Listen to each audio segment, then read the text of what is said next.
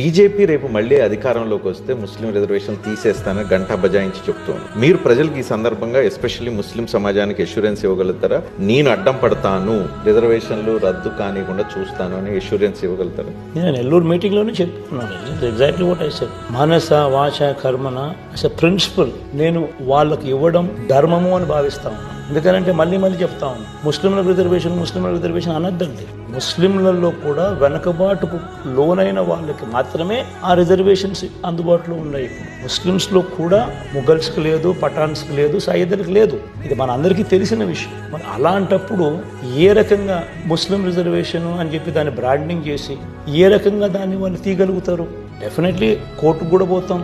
కోర్టులో already case జరుగుతూ ఉంది. డెఫినెట్లీ కోర్టులో కూడా లాజికల్ ఆర్గ్యుమెంట్ అనేది కోర్టులో కూడా డెఫినెట్లీ వినిపించే కార్యక్రమం చేస్తాం. పార్లమెంట్లో కూడా లాజికల్గా డెఫినెట్లీ వినిపించే కార్యక్రమం చేస్తాం. మతం అనేది సపరేట్, రిజర్వేషన్స్